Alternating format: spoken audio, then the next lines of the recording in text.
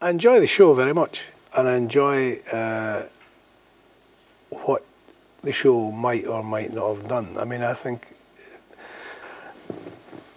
for people who are not used to going into art galleries, which may involve some of the students here or the people passing through, they'd be very difficult, because on the face of it, they look like they're just found pieces of timber that haven't even necessarily been worked very much.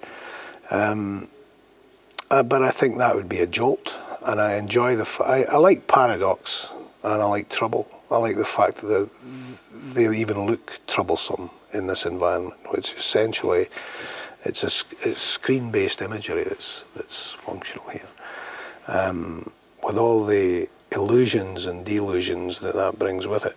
You know, I mean, so it's kind of it's push button results, and this is the total opposite. And I think that antisyzygy, where opposites are coming together, I think something's going to happen. I mean, it may even be just subterranean or subconscious.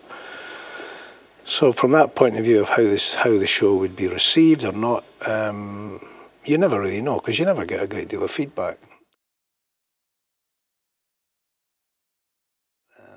It started as a body of work possibly about 5-6 years ago.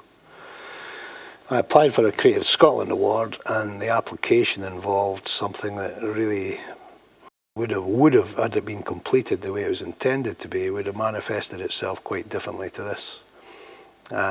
Essentially what my application entailed was a desire on my part to visit 3 European cities that were new to me, that I hadn't been to before.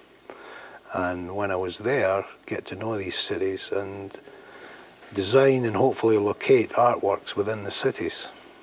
And then in the course of time, exchange these artworks between the cities in Europe. But that took no account of the fact that, having not known these, there were port cities, specifically Hamburg, Rotterdam and Copenhagen. And when I got there and spent time in the port areas in each of these cities, not so much in Copenhagen, but certainly Rotterdam and Hamburg, just the immensity of the visual information was it was beyond dealing with in the way I initially envisaged. So as time evolved, and I thought about and worried about this to quite some extent, what I decided to do, I'd taken a lot of documentation when I was in these cities, but I relied on my distinctive memories of each place and the qualities that they had, and I used that as kind of source material to work in sketchbooks and on drawings and with photos and collage and so on and so forth, to develop ideas that were much more studio based.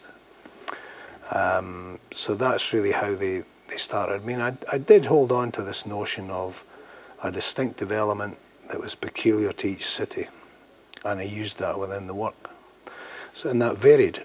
For example, Hamburg, what I was conscious of most of all was that Hamburg, in its initial design, the footprint of the city is conditioned by 2 lakes.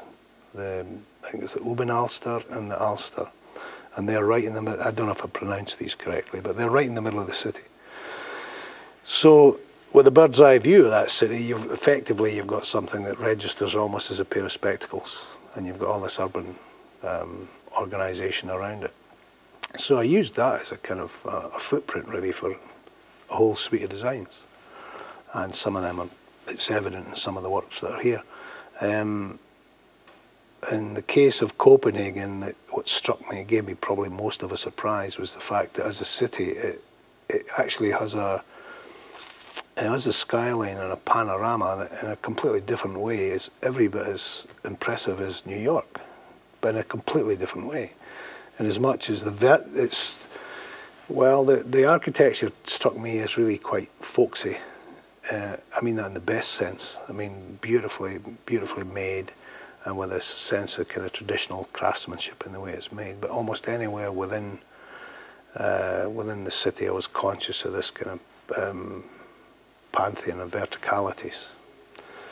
Rotterdam, on the other hand, for me, it was by the time I reached Rotterdam, I was getting more and more preoccupied with the kind of heavy-duty engineering in terms of the cranes and so on and so forth that you would witness in the port area. So it was I found it a much more rugged city, actually. I'd been to Amsterdam many times, but I'd never been to Rotterdam. So it was that kind of ruggedness, the making in a rugged way. So there were these three kind of fundamental ideas, and all the work that came out of it just evolved from these three basic notions, and just evolved in different ways. And the more I made, the more I thought about it, and the more ideas generated themselves. Let's say always, maybe the last 20, 30 years I've worked in wood. It's been my principal material within the studio. Wood, by and large, with the possible exception of oak, is it's not the best of materials for using outdoors. So that in terms of doing public commissions, I probably wouldn't be using wood. But within the studio, work that I consider just my own work, I've always used wood. Partly for its speed, partly I just like the smells. I like the diversity of it, the different qualities. Each type of wood, for example, this, as I say, is Damson and Yew. That piece is that's ash and chestnut combination. That's oak. This one is ash and oak together, and they're all different. They all behave in different ways. They've got different drying speeds. They've got different strengths, different weights. They behave differently. It's a bit like, it's overly romantic, but it's kind of like having a family, and you get to know the misgivings you have with all the individual ones, you know. So it's that aspect of it. It's almost like there's a parallel in drawing. You know, if you're making a drawing with a soft pencil, you're going to have a completely different. You have to approach it in a different way, with a different physicality than if you're drawing with pen and wash, or if you're drawing with a brush, or if you're drawing with charcoal or chalk. It's all different, and it lays down a certain discipline that is required to make it work at the outset. And I like working between these two tram lines, where there's one part of it it's the poetry and the pragmatism. There's one part you can fly any way you like, but you've actually got to know what you're doing with it. And I think that's maybe what I enjoy most about wood.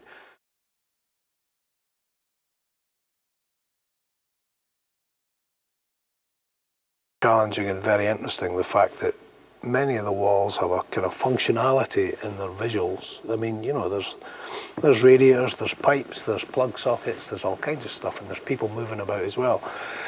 So the choice and the decisions that you're making as to which pieces go where they're quite important and quite challenging. You know, I think the way this piece is located, without furniture clutter around it, this is a more pristine thing. Whereas, for example, that piece over there, it's got all these interruptions. And for me, it's interesting to see how much these things hold their own against the interruptions. And by and large, they do, because they rasp and make rude noises, which is nice. It's the business for me.